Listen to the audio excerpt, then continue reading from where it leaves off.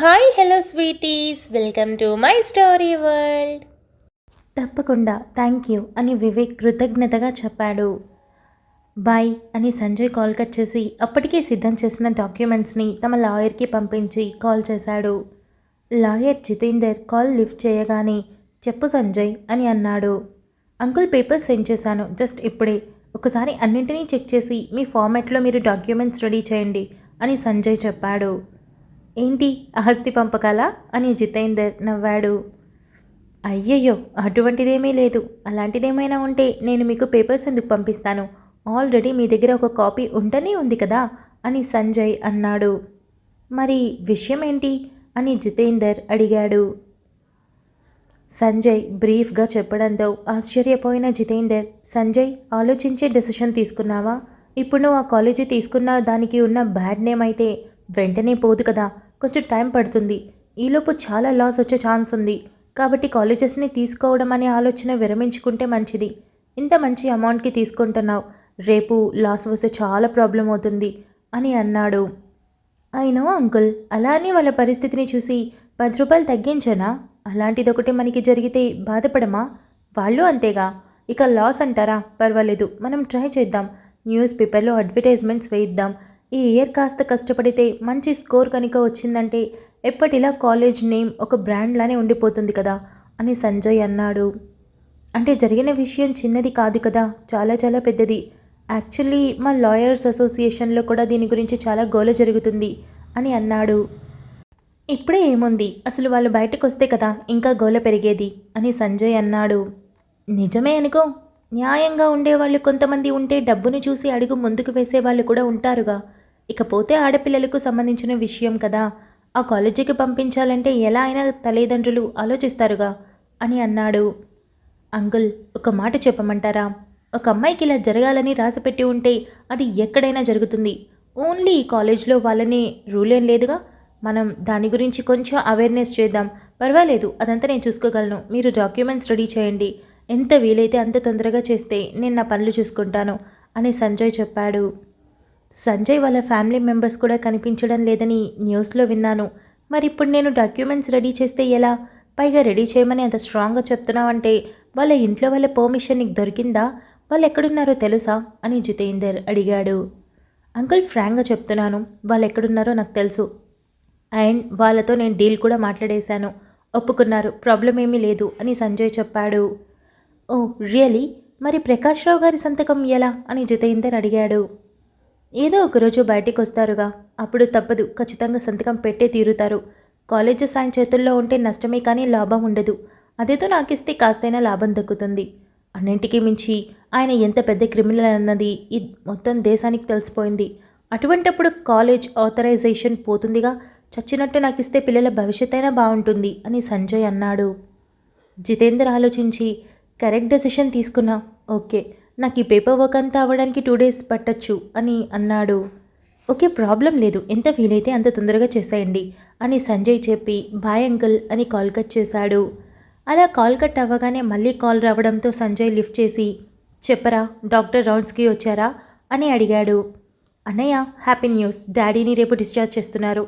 అందరం ఇంటికి వచ్చేస్తాం. ఇక ఫిజియోథెరపిస్ట్ డైలీ ఇంటికి వస్తారు. దాంతోపాటు ప్రియాంకకి డాక్టర్ కొంత ట్రీట్మెంట్ని అప్పగించారు. సో ఇక మీద ఇంట్లోనే జరుగుతుంది. చెప్పాలంటే నువ్వు సరిగా చూడలేదు కదా, డాడీ ఇప్పుడు లైట్గా నడుస్తున్నాడు, చేతులు కదిలిస్తున్నాడు, ట్యాబ్లెట్ వేసుకుంటున్నాడు. చాలా హ్యాపీగా ఉంది అని సాకేత్ చెప్పాడు. చాలా హ్యాపీగా ఉందిరా. ఇప్పుడే మైరా అడిగింది డాడీని చూడాలని, చాలా చాలా ఆశపడింది. ఇక తనని ఇబ్బంది పెట్టడం ఎందుకు, రేపు ఎలాగో వచ్చేస్తాడు కదా అని సంజయ్ అన్నాడు. అమ్మో, మైరా ఇక్కడికి వద్దే వద్దు, తన హెల్త్ డిస్టర్బ్ అవుతుంది. రేపు 10 o'clock అంతా మేము వచ్చేస్తాం. ఇవాళ నైట్కి కూడా నేను రాను, హాస్పిటల్లోనే ఉందామనుకుంటున్నా. అంతా ప్రొసీజర్ చూసుకొని తొందరగా వచ్చేస్తాం. మీరు జాగ్రత్తగా ఉండండి అని చెప్పాడు. అలాగే అలాగే, జాగ్రత్త, ఏదైనా అవసరం ఉంటే కాల్ చేయి అని సంజయ్ చెప్పాడు. అలాగే అని సాకేత్ కాల్ కట్ చేశాడు. సంజయ్ ఫోన్ పక్కన పెట్టి చాలా హ్యాపీగా ఫీల్ అయ్యాడు. మైరాకి చెబుదామన్న ఆలోచనతో తన వైపు చూడగా మంచి నిద్రలో ఉండడం చూసి ఇక మళ్ళీ చెప్పొచ్చని, ఇక ప్రకాష్ రావు కృష్ణకాంత్ విషయంలో నెక్స్ట్ ఏం స్టెప్ తీసుకోవాలని ఆలోచించడం మొదలుపెట్టాడు.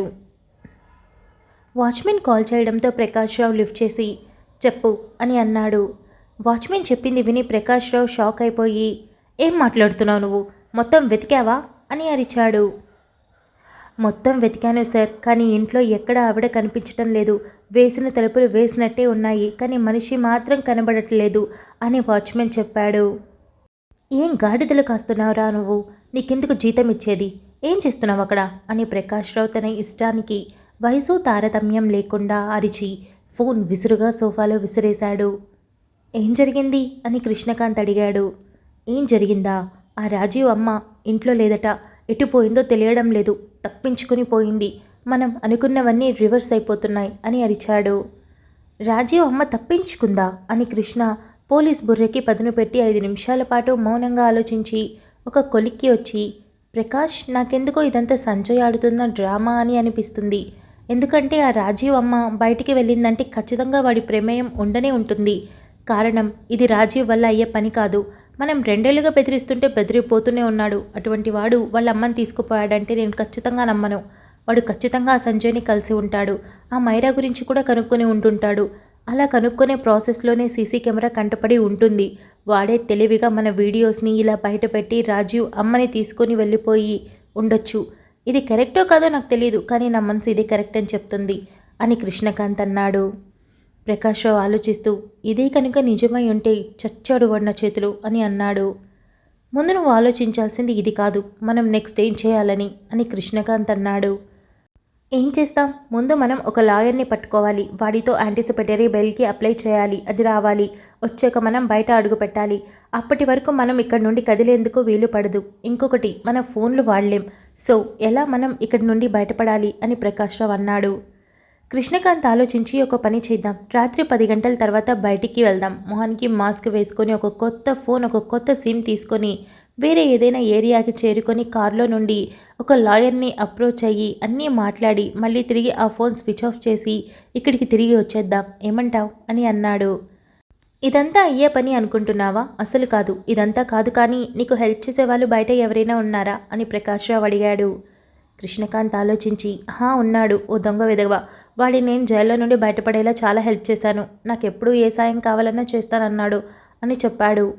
అయితే వాడిని మనం కాంటాక్ట్ చేయాలి. డైరెక్ట్గా వెళ్ళి కలిస్తే బెటర్. కలిసి ఆ సంజయ్ ఇంట్లో దూరి మైరా అక్కడ ఉందా లేదా అన్నది ముందు మనం తెలుసుకోవాలి. ఒకవేళ మైరా కనుక అక్కడే ఉంది అంటే ఇది ఖచ్చితంగా సంజయ్ పని అని అర్థం. అప్పుడు మనం వాడిని లాక్ చేయాలంటే తిరిగి ఆ మైరాని ఈడ్చుకొని ఇక్కడికి రావాలి. అప్పుడు ప్రాబ్లం మొత్తం సాల్వ్ అయిపోతుంది. మనం చెప్పినట్టు వాడు ఆడుతాడు. లేదు అంటే ఈ సమస్య పెరిగిపోతుంది అని ప్రకాశ్రావు అన్నాడు. ఈ ఆలోచన ఏదో బాగుంది. సరే, వాడు ఎక్కడ ఉంటాడో నాకు తెలుసు. పైగా మనకి దగ్గరలోనే ఓ 20 నిమిషాల ప్రయాణం. రాత్రే మనం వాడి దగ్గరికి వెళ్దాం అని కృష్ణకాంత్ అన్నాడు. ఓకే అని ప్రకాశ్రావు కూర్చొని తలపట్టుకొని తలనొప్పిగా ఉండటంతో నుదురు రుద్దుకుంటూ, ఇంట్లో వాళ్ళంతా ఏమైపోయారు, ఎక్కడున్నారు, ఏం అర్థం కావట్లేదు అని అన్నాడు. ఇప్పుడు నువ్వు ఇవన్నీ ఆలోచిస్తూ వీక్ అయిపోతావు. కేవలం మనం చేయాల్సిన పని గురించి మాత్రమే ఆలోచించు. మిగిలినవన్నీ పక్కన పెట్టేసేయి అని కృష్ణకాంత్ చెప్పాడు. దయచేసి నువ్వు నాకు సలహాలు ఇవ్వకు. నువ్వు చేసిన పనుల వల్లే మనం ఇప్పుడు ఇలాంటి పరిస్థితుల్లో ఉన్నాం అని ప్రకాష్ అన్నాడు. ఏం మాట్లాడుతున్నావు ప్రకాష్? నన్నంటున్నావు? అలా అనుకుంటే నువ్వు నా లైఫ్లోకి రాకముందు చక్కగా జగన్నాథం ఓ రోడ్డు మీద తిరిగే ఆడదాన్ని తీసుకొచ్చి నాకు అప్పగించేవాడు. చక్కగా ఒక రాత్రి స్పెండ్ చేసి సైలెంట్ అయిపోయేవాడిని. కానీ నువ్వు నా లైఫ్లోకి వచ్చాక నేను తప్పుల మీద తప్పులు చేసుకుంటూ పోయాను. అంతకుముందు నేను ఎవరి ప్రాణాలు తీయలేదు, కానీ నువ్వు పరిచయమైన తర్వాత చాలామంది ప్రాణాలు తీశాను. అలాంటప్పుడు నేను కదా నిన్ను బ్లేమ్ చేయాలి అని అన్నాడు. ఓహో, ఇప్పుడు నువ్వు నన్నే తప్పుపడుతున్నావా? నేను కేవలం నీ కోసం చేశాను, నీ హ్యాపీనెస్ కోసం చేశాను అని ప్రకాశ్రావు అరిచాడు. కృష్ణకాంత్ 2 నిమిషాల పాటు మౌనంగా ఉండి, ఇప్పుడు మనం గొడవ పడడం అంత అవసరమా? ఇద్దరం కలిసి కదా పోరాడాలి అని అన్నాడు.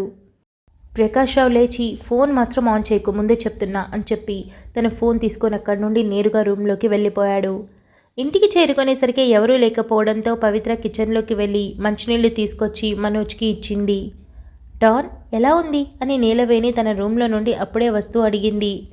చాలా బాగుంది నీలు, కంగారేం లేదు. సంజు తనని చాలా బాగా చూసుకుంటున్నాడు అని మనోజ్ చెప్పాడు. నీలవేణి చిన్న నవ్వుతో, ఇప్పుడు సంతోషంగా ఉంది. మీరు ఎప్పుడెప్పుడు వస్తే ఈ మాట వింటానా అని ఎదురు చూస్తున్నాను అని అనింది. ఇక మనం ఆలోచించడానికి ఏమీ లేదు. తన గురించి మనం మర్చిపోవచ్చు. అంత ప్రేమగా ఆ ఇంట్లో వాళ్ళు చూసుకుంటున్నారు. ఆఖరికి తన మరిది కూడా అని మనోజ్ అన్నాడు. పోనీలే, సంతోషంగా ఉంది. అంతకంటే ఇంకేం కావాలి అని మనోజ్ వైపు చూస్తూ భోజనానికి ఇంటి దగ్గరే ఉంటావు కదా అని అడిగింది. ఉంటాను, ఈరోజు ఆఫీస్కి వెళ్ళాలని లేదు అని మనోజ్ అన్నాడు. అయితే సరే, నేను వంట చేసేస్తాను అని నీలవేణి వెళ్తుంటే, నీలు నేను కూడా సాయం చేస్తా అని పవిత్ర అనింది. పవి, నేను నీతో మాట్లాడాలి, ఆ తర్వాత వెళ్ళొచ్చు అని మనోజ్ అన్నాడు. నువ్వు మాట్లాడేసి నిదానంగా రారా, నేను ఈలోపు వంట మొదలు పెట్టేస్తాను అని నీలవేణి వెళ్ళింది. మనోజ్ గ్లాస్ పవిత్ర చేతికిచ్చి వెళ్తూ, నువ్వు కూడా కాస్త మంచినీళ్లు తాగి రూమ్లోకి రా అని చెప్పాడు. మనోజ్ వెళ్ళిన 10 నిమిషాలకి పవిత్ర కూడా రూమ్లోకి వెళ్ళి, ఏంటి ఏదో మాట్లాడాలన్నావు అని అడిగింది. ఇలా రా కూర్చో అని కూర్చొని ఉన్న మనోజ్ పవిత్ర చేతిని పట్టుకొని లాగి పక్కన కూర్చోబెట్టుకున్నాడు. చెప్పు, ఏంటి, ఏదైనా సీక్రెటా అని పవిత్ర తల ముందుకు పెట్టి గుసగుసగా అడిగింది. మనోజ్ చిన్న నవ్వుతో తన తలని ఢీకొట్టి, ఇక్కడ మనిద్దరమే ఉన్నాం, మరి ఎందుకు అంత గుసగుసగా మాట్లాడుతున్నావు అని అడిగాడు.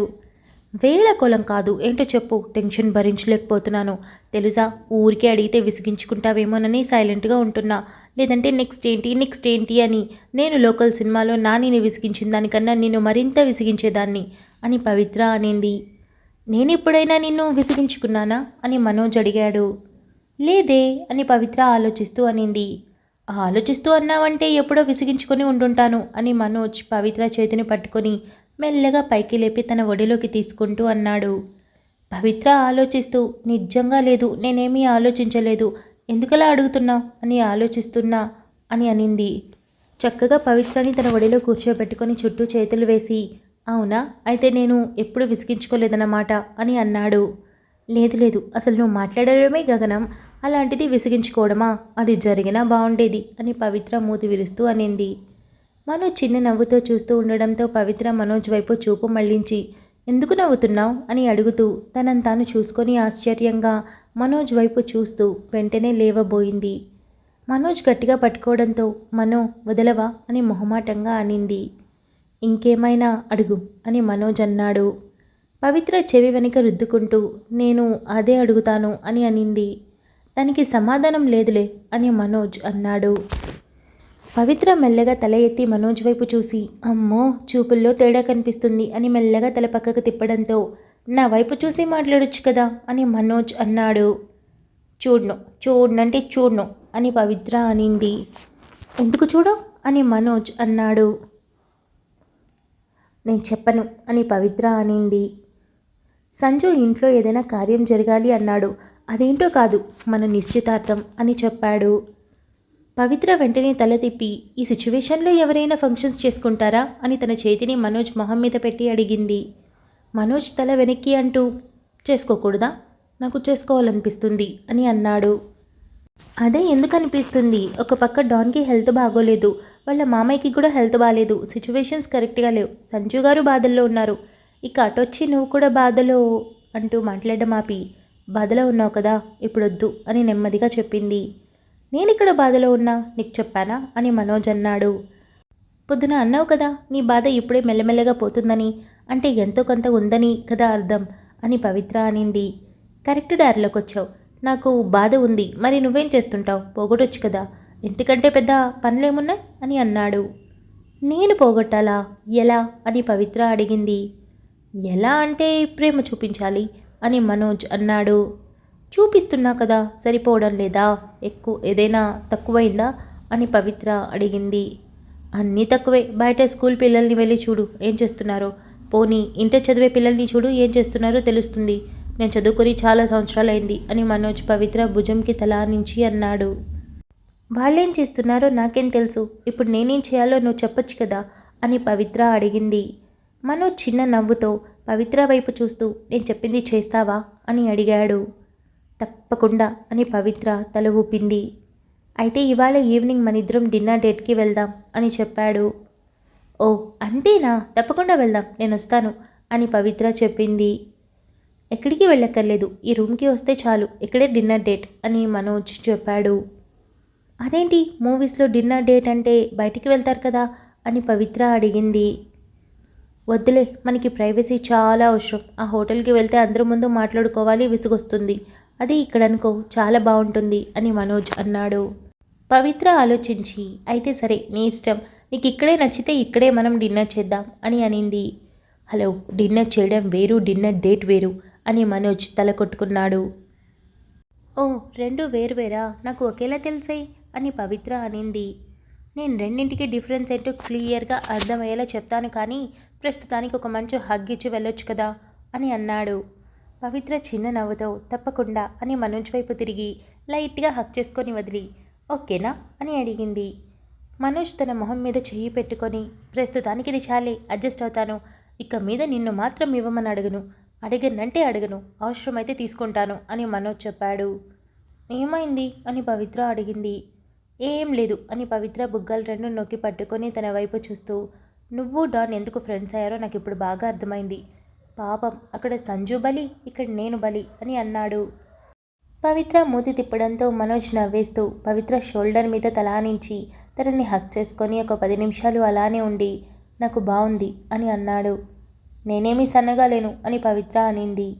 పర్వాలేదులే, నేను మోయగలను అని మనోజ్ చిన్న స్మైల్ చేయడంతో పవిత్ర కూడా చిన్నగా నవ్వి మనోజ్ టచ్లో ఎలాంటి బ్యాడ్ ఇంటెన్షన్స్ లేకపోవడంతో అలానే ఉండిపోయింది.